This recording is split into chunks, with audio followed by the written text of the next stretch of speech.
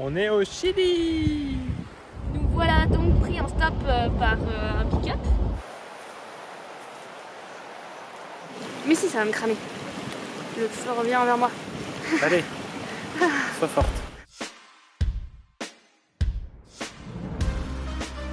Salut, nous c'est Théo et Manon. On a toujours aimé voyager et cette fois-ci on fait le grand saut. On est parti de France en septembre 2021 pour un tour du monde de 2 ans et demi. Un voyage lent en limitant l'avion, en faisant du bateau-stop, des volontariats, des treks et des bivouacs au cœur d'une nature extraordinaire. Allez, venez, on vous emmène dans notre sac.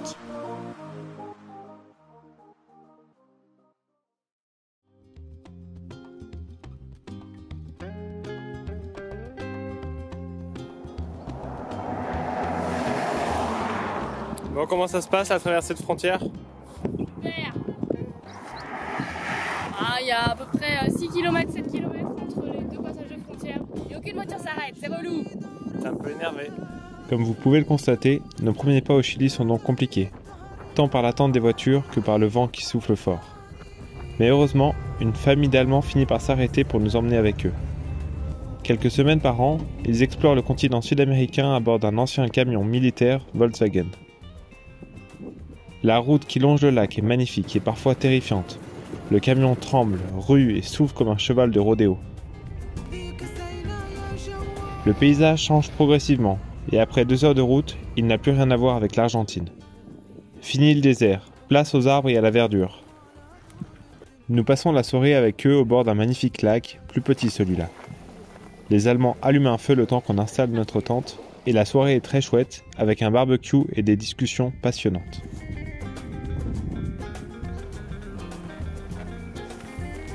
Good morning. Après une nuit fraîche et reposante, ils nous sortent 2 cannes à pêche et nous proposent d'essayer. C'est bien sympa et ça me donnera des idées pour la suite. On repart direction Puerto Rio Tranquilo, notre première destination sur la carretera austral. Puerto Rio Tranquilo porte bien son nom. Ici, la nature et les habitants sont très relax. Coucou Andy. Non, mais rentre pas dans le sac. Avec Mathis et Marie, 2 Grenoblois rencontrés au camping, on rejoint un point de vue qui nous permet d'observer les alentours. Un lac immense s'étend devant nous, ainsi que de magnifiques forêts et montagnes. Le panorama est magnifique.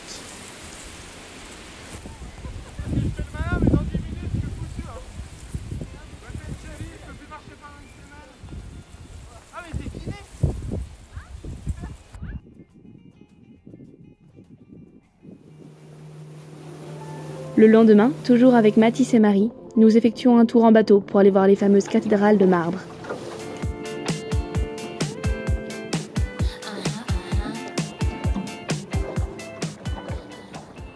Il s'agit de la principale attraction du coin.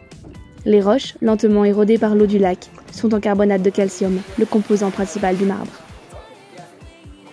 Notre bateau ondule sur le lac au milieu de l'eau turquoise et rentre dans des grottes qui ressemblent à des cavernes de glace.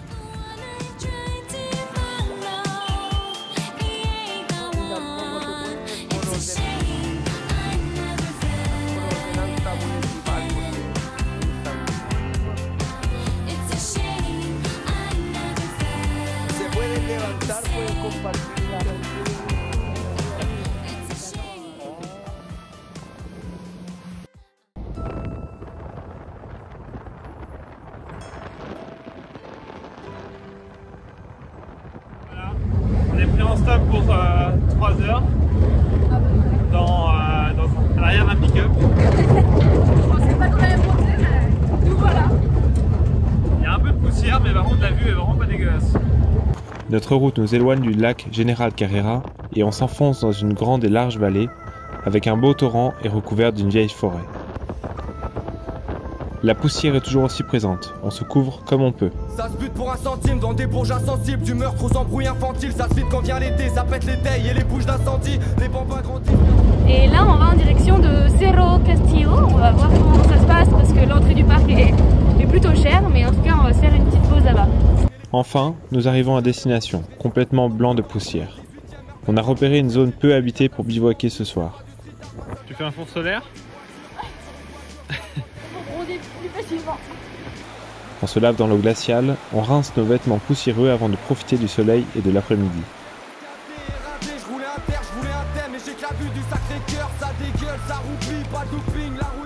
Bon, j'ai repéré une truite là.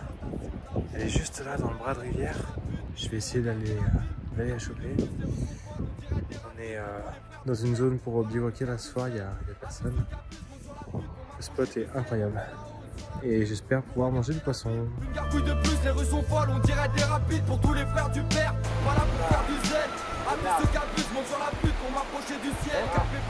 Bon, pas besoin de vous faire un dessin, hein, c'était raté.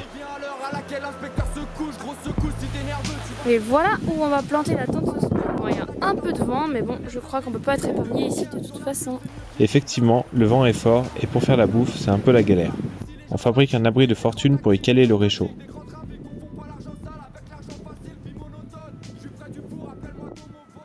C'est bon? Ça va. Des pâtes pour changer. Avec une petite sauce tomate et un peu de parmesan. Et un très petit peu de sauce tomate. Oui, mais ça fait toujours plaisir le soir. Oui, des pâtes, on aime bien. Après une nuit sans encombre, on quitte vite le champ avant l'arrivée des moutons. Seulement un camion plus tard, et nous voilà au village de Cerro Castillo.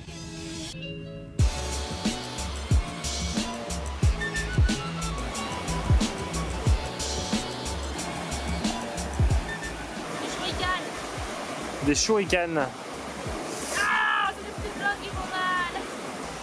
Oh oh.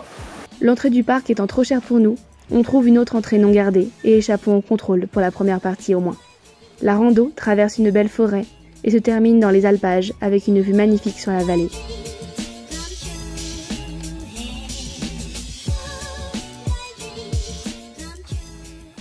Un petit tour dans notre quotidien sur la carretera austral. Alors, voilà la tente qui est en train d'être vidée. Et voilà notre bordel. Seule zone d'ombre. Ce qui est le plus fou, c'est de se dire que tout ça rentre dans nos sacs. Voilà, voilà. Un jour de bordel. Il y en a de partout. Et le programme du jour, c'est de... Ça dit camping sauvage. Parce qu'hier, on a dormi ici et on a été réveillé par les chiens, par les motos, par les gens. Donc on va aller s'isoler. Loin des gens, dans la montagne. On reprend le stop pour s'arrêter quelques kilomètres plus loin pour un bivouac magnifique. Le long d'une rivière bordée par des lupins sauvages en pleine floraison, nous plantons la tente sous le couvert des arbres.